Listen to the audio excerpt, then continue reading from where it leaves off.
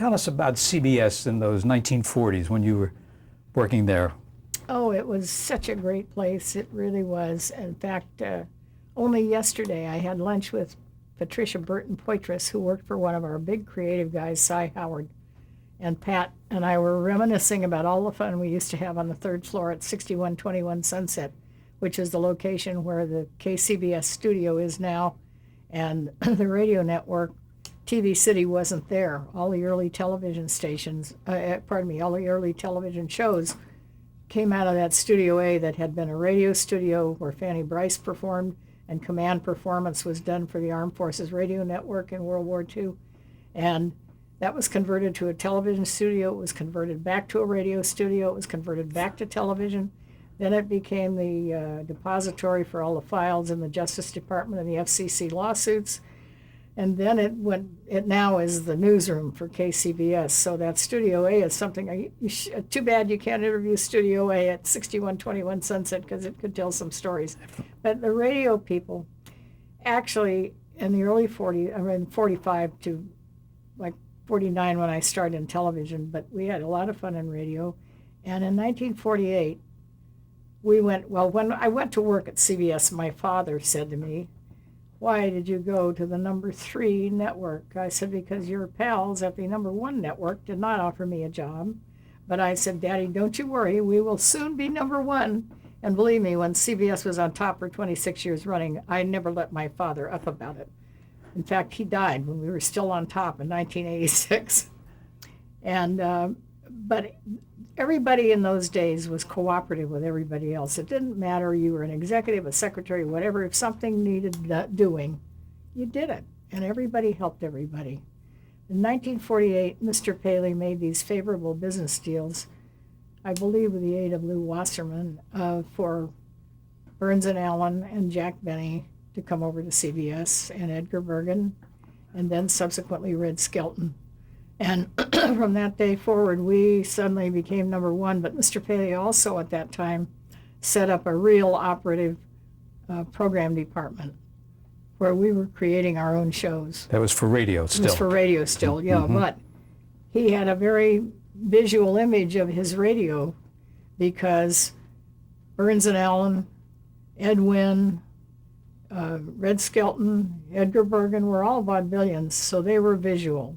And these people easily transferred from being radio stars to being television stars. And Mr. Paley, really gave us the mandate to create these shows, and that's how we came up with My Favorite Husband, which was the radio forerunner of I Love Lucy. Lucille Ball. And Lucille Ball was a star in it, and Richard Denning was her husband. And My Friend Irma with Marie Wilson and Kathy Lewis. And Life with Luigi, which was another Cy Howard show. J. Carrol Naish and was J. that? Carrol Naish, right. And he was in both the radio and the TV show. No, Tony Scotti was in the television show. J. Carrol Naish was in the radio show.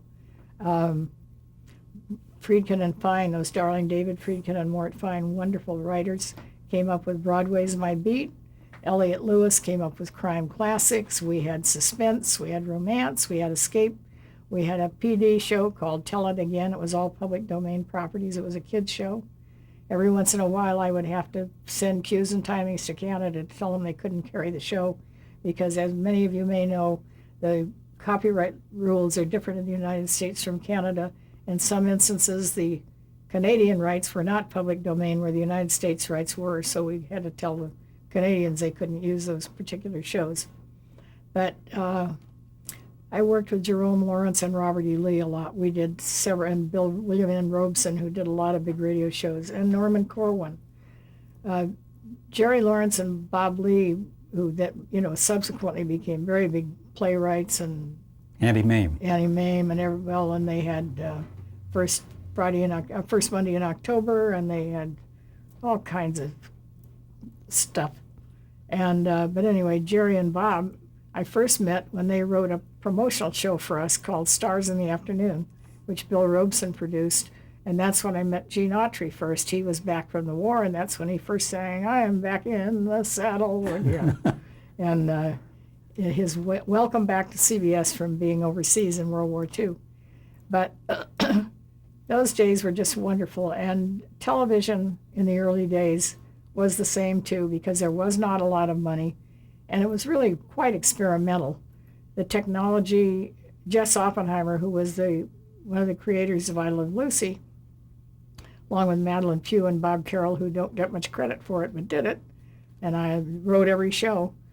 Jess Oppenheimer also invented the stabilizer for the TV camera. People may not know that, but he was an inventor as well as a creative guy. I first met Jess when he was in the Coast Guard, and he wasn't supposed to be working, but he was producing the Fanny Bryce Show. And at that time, Danny Thomas was the mailman on the Fanny Bryce Show before he became a big star. And, it was just so much fun, and everybody was so cooperative and so helpful to each other. And I wish that kind of spirit could come back, but I guess there's so much greed and money now that it may be gone, although I think the circle will turn and things will get better again. We don't want to go too far with overlooking the CBS radio days during the war. I just want to touch on that briefly. You mentioned going to Army camps and doing remotes. Right. Anything else that you remember about that particular time in terms of the war? Did it affect the things that you did? Was there any kind of censorship that existed in terms of the kind of programs you could do? Or not that I remember. Not that I remember. I mean, censorship in those days, Danny Kaye had a radio show on CBS, and at the end of the year, he always mentioned everybody that worked on the show. Well, my dear friend John Meston, who created Gunsmoke, was the censor in those days. And Danny Kaye got to the end of his list, and he said, and I'd mention the name of the censor, but his name sounds dirty on the air, so I can't. I mean, censorship compared to today, it depends on whether you call it censorship or good taste. Good taste is good taste, I think, is a better word than censorship, Henry, because also, there were certain things that we were careful about that were national security matters. That's what I meant. So everybody was very aware of those, and so it didn't come up. Nobody had to be censored about them because people that were doing important jobs were smart enough to know it. I mean, Mr. Paley had been in the OSS in World War II. And that's where Guy Della Chapa met him. Guy Della Chapa was his adjutant in the OSS in Europe in World War II. And Guy Della Chapa subsequently was sent out here in 1948 when Harry Ackerman headed up the program department, and Della Chapa was the number 2 man here. And in those days, Mr. Paley used to come out, and we'd have meetings with him, 6 or 7 of us, and decide what are we going to do with Bing Crosby, or what are we going to do with the show, or what are we going to do with that show. So I felt very privileged to have the opportunity to know that man. And not too long before he died, I was in New York on personal business. And I went to CBS to see some of my friends, and I called his secretary and I said, I'm in the building, and if Mr. Paley is here, I'd love to come up and see him just for a minute. She called me back in about 5 minutes and said, Mr. Paley is here, he'd love to see you in about 10 minutes, come up. And I did. And I had my little Contax T camera on my shoulder. And I took a picture of Mr. Paley that day because at that time, Mr. Tisch was putting out all these rumors that Mr. Paley was so sick and he was in a wheelchair and he was this and he was that and he wasn't capable of doing anything. Mr. Paley got up and strode across the room, and I don't know whether I was more impressed with that Picasso on the wall, The Boy and the Horse, or with Mr. Paley looking so well. I said, Mr. Paley, I've got to take a picture of you. He said, you don't want a picture of me. By then I had taken it. I subsequently sent it to him, and he sent me a very nice thank you note. He liked the picture. In fact, I have it on my wall in my office. And about 6 months later, Mr. Paley was gone. Oh. So I was very happy I had seen him that day. But early on in the radio days at CBS, did he kind of become your mentor at all out of all these meetings that you had with him? I don't believe so. He was in New York and he was corporate, but when he came here, he was concentrating on his radio programs. But you were the first lady executive to be hired at CBS. Oh yes, I was. In 1945, I was the only lady executive here who was not in personnel. Mm-hmm. We had Ruth Ashton Taylor was on the air. She was an on-the-air reporter. And Nancy Holm Manila, or Nancy Holm then, was on the air. She was a radio reporter. But in executive jobs, no, I was the only one. And Ernie was great about it. He didn't mind having a lady covering for him. And Ernie helped me along the way. But then in 1948, he left to go and produce Broadway shows. His first show was Where's Charlie? I did the research. I've got that card piled up in my garage. Oh, so he's Ernie Martin of of Fewer and Martin? Oh, Yes, of Fewer and Martin. I didn't get the connection. Now I Right, do, Ernie yeah. Martin, Yeah. Fewer and Martin. He brought Cy Fewer in as a music director in radio from Republic Pictures, where Cy was working. Cy had a brother who was an air conditioning guy in Beverly Hills, and he had a party one day, and that's where Ernie met Cy. And then Ernie hired Cy, and then the two of them got together, and they were a very big hit. You know, they had Where's Charlie and Silk Stockings and How to Succeed in Business, and I mean, they had like 10 hugely successful, and Cabaret, Huge. hugely Yeah, successful yeah. Broadway shows. How did you and other employees there at CBS Radio deal with the headquarters in New York? Did you have close contact with them, or were you operating mostly on your own? Well, both. In many instances, we operate on our own, but for example, I always had to clear rights in New York because most of the book people, you know, the agents for books were in New York, and when we did a lot of big books on suspense and on some of the other dramatic shows. So those books had to be cleared through New York agents. So I had a contact in New York named Janice O'Connell, who recently died at like the age of 100, and I used to send to her. I have a question about doing books. Did you have a one-time right? Yeah, we had a one-time right. So you didn't have it in perpetuity at No, all? we didn't have it in perpetuity. Yeah. We had a one-time right, and sometimes I negotiated a reuse right, you know, so we could get a second run. Excuse me. Let's- We always had the subsequent supplemental rights, you know, for stations that couldn't take it the first time, but it was one playing everywhere in the United States and Canada. You mentioned how Mr. Paley wooed all those big stars over to CBS. Did Jack Benny's move help bring all those other people in? Do you feel? Oh, I sincerely think it did. You did. I really think it did. And Irving Fine, who subsequently became, you know, Jack Benny's manager, and in fact, Jack Benny gave him George Burns on his deathbed, and Irving revived George's career after Gracie died. Irving was a big influence at that time. He was a promotion man, still is, very sharp.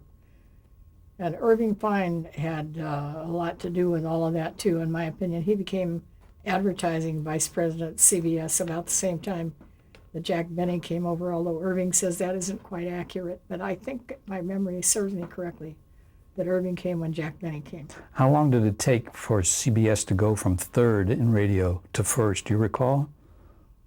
I should have looked that up before we had this meeting No, today, that's okay. but no, I don't. But it was a matter of several years is all. Mm-hmm. I think by let's see. Yeah, I think by the time we went into television in 49, we were number one. When was the first time you heard about television? Well, when I heard we were going to do this Ed Wynn show in 1949, Had you seen it at all? Had you seen TV? Seen any? I don't think so. Mm-hmm. Yes, and I'll tell you what, in 1948, there was a big football pool among a bunch of agents that were friends of my husband's, and everybody put in $100 to buy a television set, which then cost like $1,500.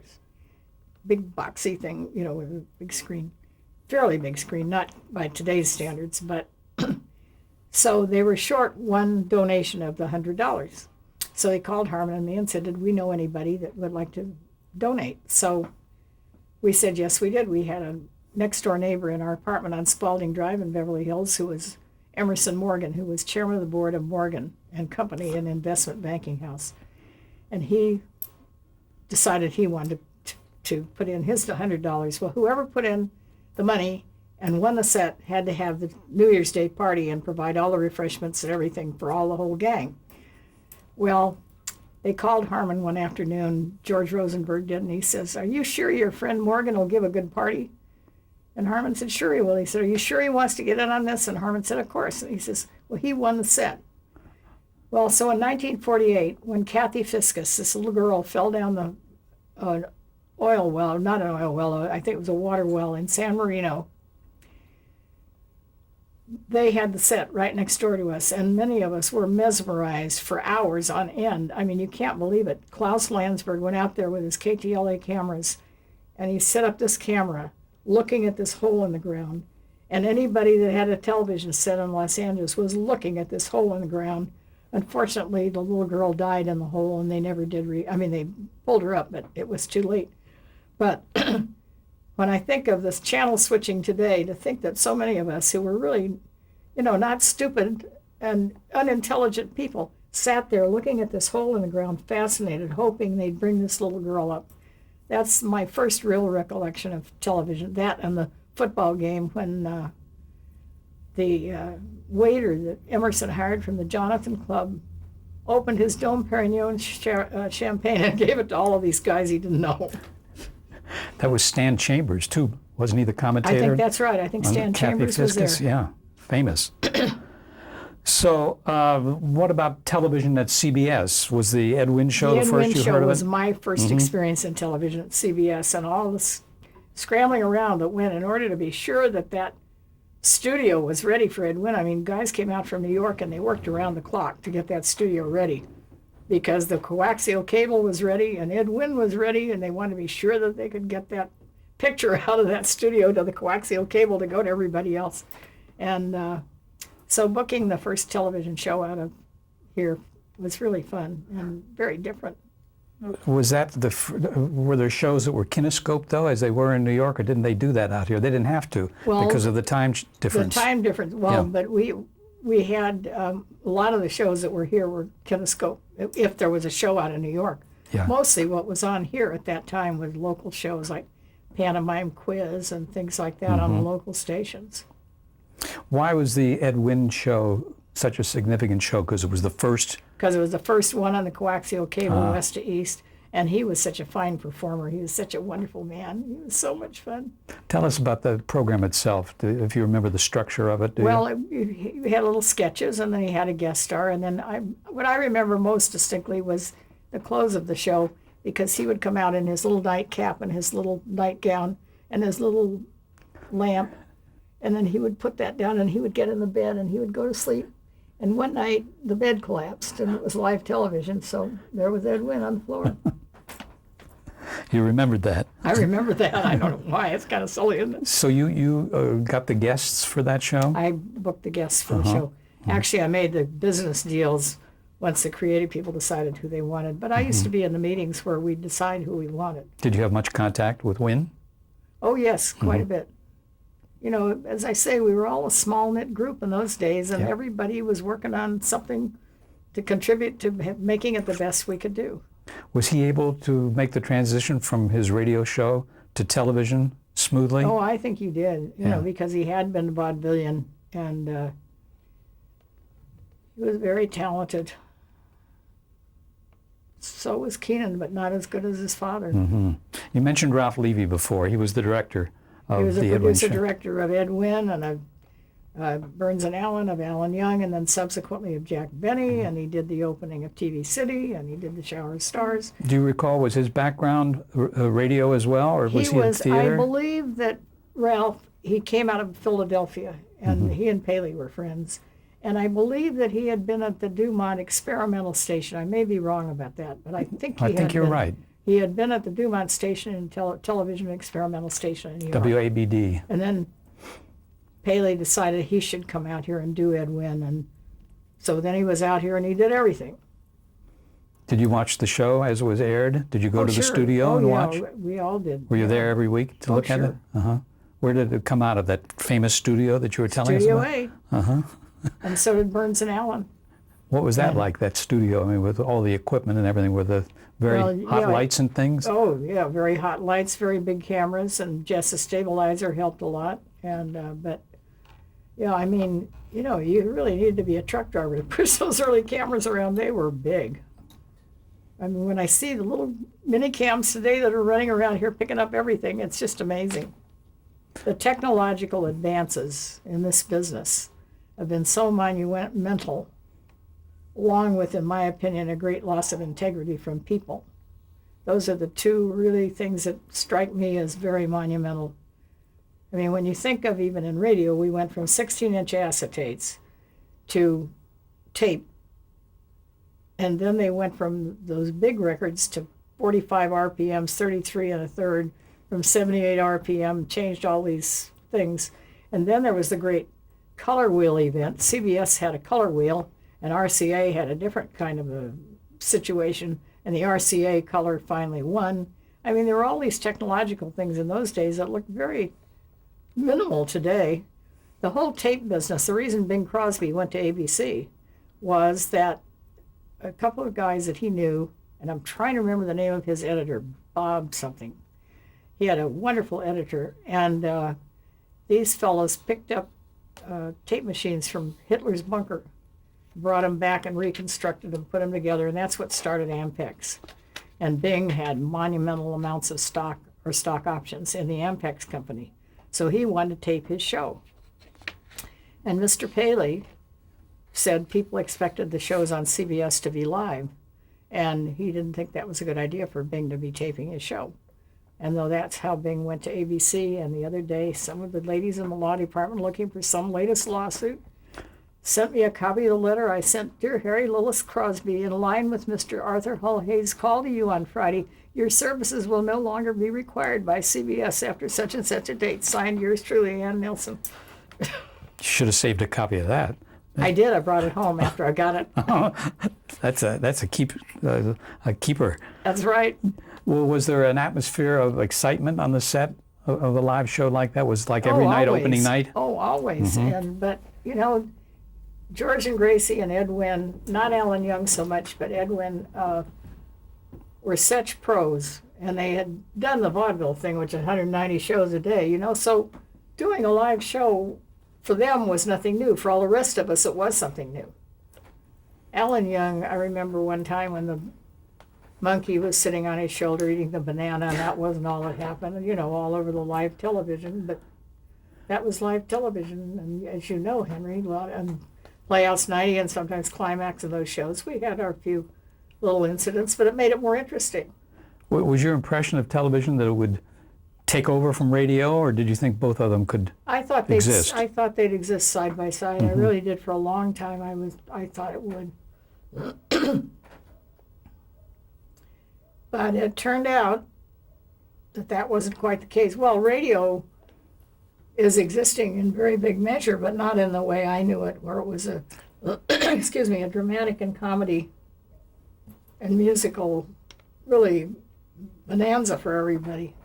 Were you doing contracts then on some of those other shows after Ed Wynn, some of those? Oh yeah, I was. I was in radio and television from 1949 to 1952.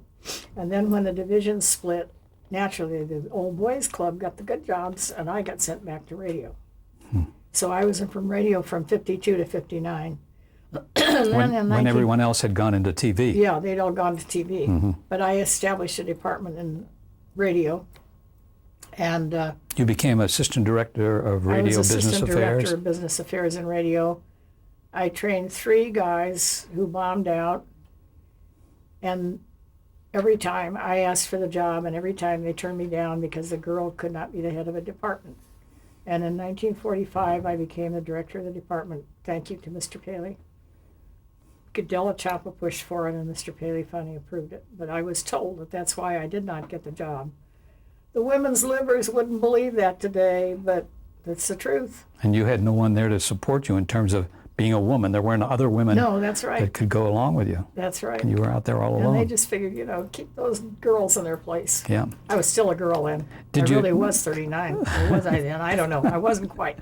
Did you negotiate contracts again there? Oh, yes. That's what I did. Mm-hmm.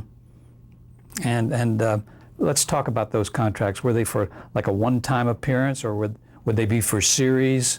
There were all kinds. I negotiated pilot contracts, I negotiated series contracts, I negotiated one-shot contracts, I negotiated all kinds of things. In the early days, when I was first doing it, before the Writers Guild came in 1948, I used to hire from guys like Blake Edwards, E. Jack Newman, Walter Brown Newman, James Poe. All rights, $150. Write a script, one-page contract. Now, it takes 29 Philadelphia lawyers to figure them out. That was kind of what happened with the Wild Wild West case that's there now. I don't want to get into that, but... I would love to get into that because this is the most erroneous lawsuit, in my opinion, that has ever been brought, and I Okay. was there. Let's hold off on that for a little bit, and Okay, I yes, promise no, you. because I should not comment on it because litigation is going on, but I find it absolutely appalling that it took this man 35 years to figure out that he created this show. Mm-hmm. Hello?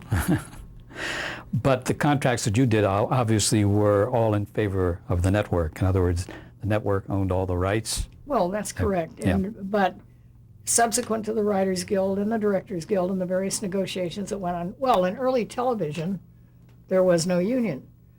AFRA, American Federation of Radio Artists, was the union for the actors in radio. But in the early days, there were no such things in television. And I'm trying to remember, we opened a studio down the way to handle television because there wasn't room at 6121 Sunset. It was called 6363 Sunset. Excuse me. And the RCA building is there now. And at that time, I remember, maybe it was about 1950, maybe 51, sitting in on the TVA negotiation. Now, the TVA was the Television Authority, which was the first group that tried to represent actors in television. And we did get if I recall correctly, we got a preliminary contract with them, and it wasn't very long after that that they merged with AFRA, and AFRA became AFTRA, the American Federation of Radio and Television Artists. Did the talent themselves, through their agents, complain about contracts at all, or were they delighted to be working? They were happy to be working and to be on television. I mean, that was a biggie, just to be there and your friends can see you on the big screen, or the little screen, as the case may be. How was your department organized at that point? I mean, did you have a lot of people working for you? So when I became the head of the department, funny, I had like 5 people working for me. And who did you report to? I reported to, by then, let me think, to a man, well, the top man in New York was a man named Jim Seward. He was a terrific man. He was number 2 to Arthur Hall Hayes. I think I'm correct at that time. There have been so many, I mean, Adrian Murphy was a president of the radio division. There were a number of presidents. I think I've been through 30 presidents of various divisions in the course of the time I've been there. But anyway, Jim Seward was my ultimate boss in New York. And my first boss in New York was a man named I.S. Zach Becker, Z-A-C-K, Zach Becker. His son Arnold Becker subsequently was a big research guy at CBS, and he retired a couple of years ago. But anyway, Zach came out in 1948 to explain this Writers Guild contract to those of us who were handling negotiations with writers. And he said, you can squeeze all you want in, but if there isn't something in it for both parties, the deal's going to fall apart, so be fair. And I've never forgotten that. And people say I'm very tough, but I think I've always been fair. And if there isn't something in it for both sides, your deal isn't going to last too long. And that's one of the problems today. These new artists, these new stars who are worth these millions in their own heads, haven't figured out there has to be something in it for the guy on the other side. It's all kind of one-sided, isn't it? Yes, it is. When you're getting a fee of $21 million to make That's a right. movie. Yeah. Okay, we'll pick up there in just a moment, Ann.